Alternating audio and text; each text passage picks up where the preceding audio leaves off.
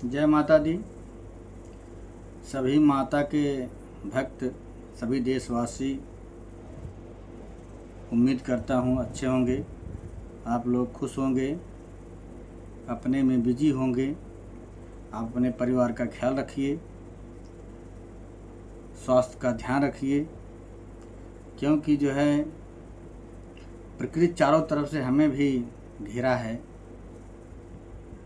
वो जो है मनुष्य बेशक बहुत बड़ा अपने आप को समझता हो, लेकिन उसके आगे जो है किसी की नहीं चलती है।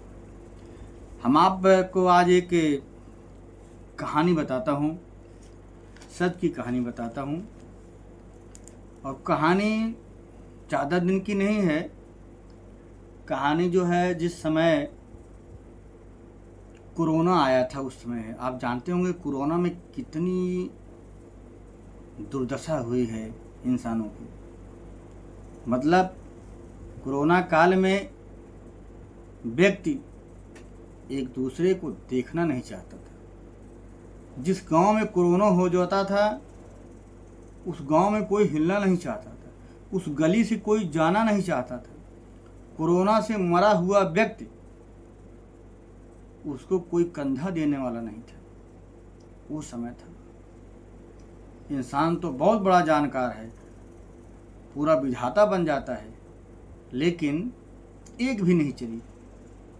लॉकडाउन हुआ था शायद 15 मार्च या 25 मार्च को, जो है 25 मार्च 2020 को लॉकडाउन लगा था। और जिस समय लॉकडाउन लगा था ये कह दिया गया था जो जहाँ है वहीं रहे। मतलब मिडिल क्लास के लोग, उनसे भी छोटे लोग खाने के लिए तरस गए, मर गए। कितने लोग मर गए खाने के लिए। वो कोरोना काल था। नौकरियां छूट गई, कारखाने बंद हो गए, बड़ी बड़ी जो है मशीनरियां बंद हो गई। जहां लोग कल कारखानों में काम करते थे, फैक्ट्रियों में काम करते थे, सब अपने घर में, सब अपने घर वापस चले गए। कितने मर गए भगदड़ में, आने जाने में। अगर यही काम शायद आसानी से किया गया होता कि जो भी लोग हैं 10 दिन 15 दिन में अपने गंतव्य पर चले जाएं, कुछ जो है भारत के द्वारा ऐसा फैसला लिया जाएगा तो इतना लोग मरते नहीं, इतनी जनमानस जाती नहीं। कोरोना आया, हमने कोरोना को भी झेला, दुनिया झेली। कोरोना में एक दूसरे को कोई देखना नहीं चाहता था, छूना नहीं चाहता था। देखने की तो बात छोड़ो, एक चारपाई पर अगर वो बैठ गया है तो अगर उसको कोरोना नहीं हुआ है तो दूसरा वाला उसको उसके बगल बैठता भी नहीं था, इसलिए कि कहीं कोरोना ना हो इसके। ये था। पत्नी में दूरियां हो गई थी यहाँ तक कि। तो आइए उसी समय की एक हम आपको कहानी देते हैं। कहानी बहुत ही रोमांचक है और अविश्वसनीय है। जो कि एक भूत 1 महीने फैक्ट्री में काम करता है और जो है कमाता है, ओवर टाइम भी करता है और ड्यूटी भी करता है, बाकायदे अटेंडेंस भी देता है। अब ले चलते हैं आपको उस कहानी की तरफ। राजस्थान एक भारत का प्रदेश है। राजस्थान के भरतपुर में की ये कहानी है। उसी भरतपुर में एक फैक्ट्री थी, जिस फैक्ट्री में भरतपुर के करीब 2-3 किलोमीटर के इर्द गिर्द में रहने वाले एक विनोद नाम का व्यक्ति उसमें नौकरी करता था। उसके 2 बच्चे थे और उसकी बीवी थी। परिवार खुशहाल चलता था, जो भी आमदनी होती थी बच्चों का खर्च चलता था, जीविकोपार्जन अपना चलता जाता था। लेकिन जब कोरोना आया, जब लॉकडाउन लगा, 25 मार्च 15 है या 25 है, I am confuse. So sorry 25 मार्च को जब कोरोना लगा तो सभी जो है जिस जगह पर जो था वो बिल्कुल अस्थायी हो गया। फैक्ट्रियाँ बंद हो गई, कारखाने बंद हो गए, नौकरियां सबकी जो लगी थी वो सब छूट गए। तो उस फैक्ट्री का जो मालिक है उसने कहा कि जब लॉकडाउन लगा है तो जितने भी इस फैक्ट्री में कामगार हैं सभी आप लोग अपने घर चले जाइए। फैक्ट्री जब तक जो है लॉकडाउन नहीं ख़त्म होता है तब तक जो है फैक्ट्री तो चलेगी नहीं। लेकिन मालिक, उस फैक्ट्री का मालिक अच्छा था, ईमानदार था। उसने कहा हम आपको वेतन देने की कोशिश करेंगे। तो अभी सोचा होगा 3-4 महीने लॉकडाउन रहेगा, दे लेंगे अपने कामगारों को, तो कम देंगे, आधा पगार देंगे। लेकिन कब तक देता हो, दिया उसने।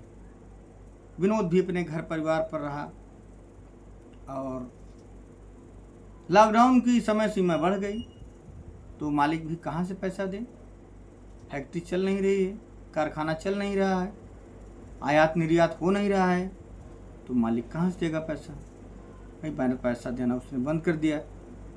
तो अब संयोग ही कहें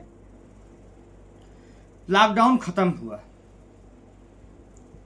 लॉकडाउन ख़त्म हुआ और लॉकडाउन ख़त्म होने के बाद सभी जो है अपने अपने काम पर वापस जाना शुरू हो गया। आप जानते हैं जब तक कितना लॉकडाउन था, आपको मालूम होगा। लॉकडाउन ख़त्म हुआ, सब अपने कामों पर जाना शुरू किए। विनोद भी जो है इस फैक्ट्री में पुनः गया, अपना अटेंडेंस दिया, सभी काम करते रहे। विनोद इतना काम करता था ओवर टाइम कि 12 बजे रात तक काम करता था। तो एक दिन मैनेजर आके बोले विनोद से कि विनोद तुम इतना काम करते हो, थक जाओगे, तुम्हारी भी शरीर है अपनी, बीमार हो जाओगे, इतना ओवर ड्यूटी क्यों करते हो, बताइए। उसने कहा नहीं कोई बात नहीं है साहब, हम करेंगे, जो है हम अपना कैसे पूरा करेंगे, हमको काम करना, मुझे बैठना ही नहीं है, मैं ओवर ड्यूटी करूँगा। चलो ठीक है भाई, मैनेजर ने कहा कोई बात नहीं है। मालिक जो क्या कहते हैं कंपनी के मालिक थे, जो है फैक्ट्री के मालिक थे, उन्होंने कहा कोई बात नहीं है, अगर विनोद करता है तो करने दीजिए, क्योंकि विनोद का जो काम था वो कोई कामगार नहीं कर सकता था। फैक्ट्री का कोई भी कारीगर उसके काम को नहीं कर सकता था। वो एक अकेला शख्स था जो इतना बढ़िया काम करता था, वही उस कंपनी में वही अकेला काम कर पाता था। तो इसलिए मालिक से भी उसकी जो है जमती थी और लोगों से भी बहुत जमती थी। पहले बहुत उसका अच्छा व्यवहार था, मैनेजर से अच्छा व्यवहार था, कारीगरों से अच्छा व्यवहार था, मतलब वो उसके अंदर इंसानियत बहुत थी। तो लेकिन जब ये अब की बार ड्यूटी करने आया, जब काम करने लगा, तो इसका कुछ व्यवहार जो है बदला लगा। तो कारीगरों ने कहा जो है कि विनोद आपका व्यवहार बदल गया है, पहले आप ऐसे नहीं थे, आप अच्छे थे, जो कहा जाता था उसको सुनते थे, मानते थे। अब आप कुछ सुनते ही नहीं हो और हम लोगों को भी साथ में लेकर काम करते थे, लेकिन अब ऐसा क्या बात हो गई, आप कहते मैं अकेले ही कर जाऊँगा उसको। उसने कहा ऐसा कुछ बात नहीं है, थोड़ी परेशानी आ गई है परिवार में, जो है बच्चों की फीस कहाँ से जाएगी, बच्चों को पढ़ाई लिखाई कहाँ से जाएगी, भाई शहर का मामला होता है, इसीलिए जो है बाकी हमारे अंदर कोई तब्दीली नहीं है। जैसे मैं विनोद पहले था वैसे विनोद मैं आज भी हूँ। तो लोगों ने कहा हो सकता है भाई सबके ऊपर परेशानी आती है तो आदमी कुछ न कुछ बदलाव आ जाता है। ये आप भी जानते होंगे, परिवर्तन ही जिंदगी है, ये तो कहा गया है। आदमी एक जैसा तो रहता नहीं है, आज दुख है तो कल सुख रहेगा, आज सुख है तो कल दुख रहेगा ही। यहाँ कोई जो है लेके जाएगा थोड़ी, कोई भी अरबपति हो, चाहे दुनिया का पूरे विश्व का सबसे बड़ा धनी हो, क्यों न चलाता हो, कोई नहीं रहेगा, यही तो सत्य है। तो उसके बाद जो है एक दिन की बात है, विनोद रात में काम कर रहा था, तो गार्ड जो है देखा कि विनोद अकेले काम कर रहा है, मैं जाऊं, कंपनी में टहलते गया तो गार्ड ने देखा कि जिस कुर्सी पर विनोद बैठकर काम कर रहा है उस पर तो बहुत मोटा आदमी ऐसा लेटा हुआ है, काम भी नहीं हो रहा है। तो वो थोड़ा डर गया। उसने कहा यहाँ कुछ आया है। उसने आया, मैनेजर से बताया कि साहब जो है मैं जहाँ विनोद काम करता है मैं वहाँ गया था, लेकिन विनोद को मैंने नहीं देखा, लेकिन इतना जो है मोटा आदमी, इतनी बड़ी साया वहाँ कुर्सी पर लेटी थी और मशीन भी नहीं चल रही थी। लेकिन जो है मैं डर गया। कहा यार तुम क्या बात करते हो, विनोद ड्यूटी करता है, रात में ड्यूटी करता है। तो मैनेजर भी कहे कि चलो ठीक है, चलो हम भी चलेंगे एक दिन देखने, चलो तुम्हारे शक को हम मिटा देते हैं। तो विनोद जो है मैनेजर भी गए, मैनेजर भी जो है उसी गार्ड के साथ गए। तो देखा विनोद अपना काम कर रहा था। तो मैनेजर कहे तुम्हारा भ्रम है, तुम्हारी भूल है, तुम गार्ड हो, तुम्हें ऐसा लगा कि कुछ है। तो अब उस कंपनी का एक नियम था कि 7 तारीख को वेतन दिया जाता था, 7 तारीख को वेतन दिया जाता था। और जो है वो विनोद 6 तारीख को ही, 6 सितंबर को घर चला गया। ना किसी से बताया, ना किसी से बोला, ना साहब से, ना कर्मचारी से, ना तो कारीगरों से, और घर चला गया। तो एक हफ्ता बीत गया। जो है मैनेजर ने कहा कि विनोद अपना वेतन नहीं लेने आया, अपनी पगार लेने नहीं आया। उसका ओवर ड्यूटी का और उसके काम का कुल 50,000 रुपये हुए हैं महीने के, लेकिन वो जो है बिना बताए किसी को से चला गया।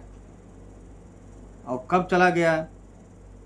आज चला गया, 6 तारीख को ही चला गया। वो 7 तारीख को उसको वेतन लेकर के तब जाना चाहिए था अपने घर, अपने बच्चों को, परिवार में देना चाहिए था अपने पत्नी को, लेकिन वो चला गया।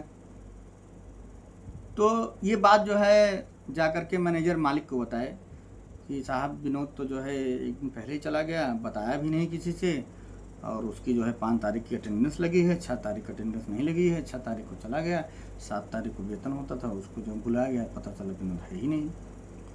तो भाई किसी भी कंपनी में काम करने के लिए उसका आधार कार्ड, उसका जो है पूरा जो है बायोडाटा रखा जाता है।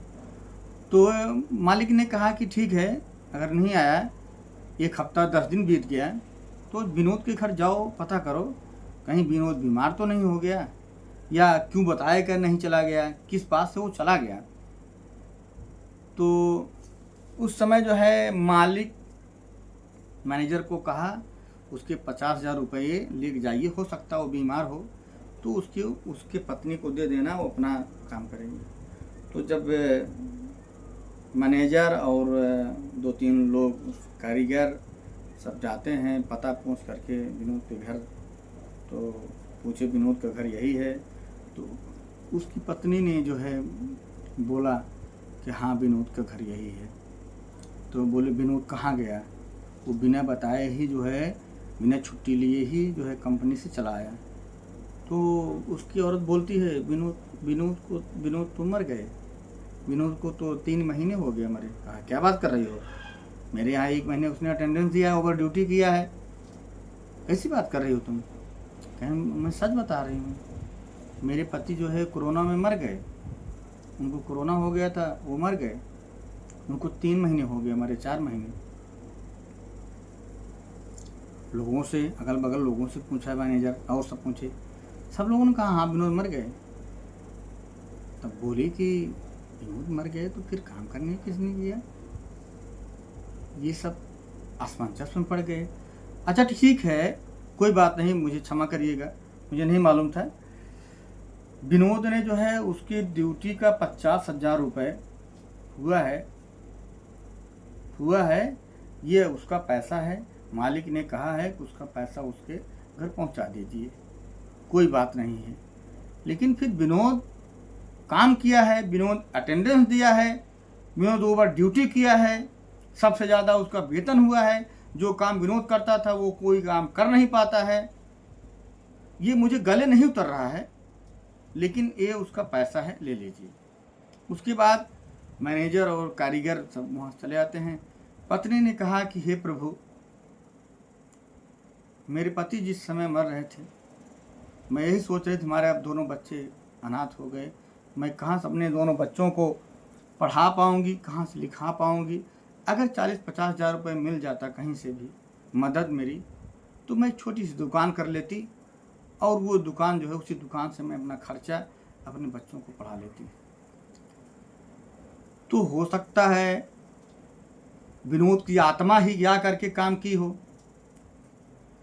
तो वो एक आत्मा बन करके उस कंपनी में काम किया, उस फैक्ट्री में काम किया, 50,000 रुपये अपनी पत्नी को दिया। वहाँ के ना मालिक, वहाँ के ना मैनेजर, ना ही वहाँ के कारीगर कोई समझ नहीं पाया कि यह प्रेत, यह आत्मा है कर रही है या इंसान कर रहा है, ये भूत कर रहा है। लेकिन उस समय जो गार्ड था वो उसको अनहोनी की शंका हो गई थी, वो बताया था जा करके, लेकिन लोगों ने विश्वास नहीं किया। तो ये है, एक आत्मा 1 महीने काम करके अपने बच्चों के लिए, अपनी पत्नी के लिए 50,000 रुपये कमा दिया, जबकि वो विनोद मर चुका था। ये कहानी आप समझिए, सत्य है, कोई असत्य नहीं है। यदि आपकी आस्था है तो जिज्ञासा है तो हर चीज़ आपको दिखेगा।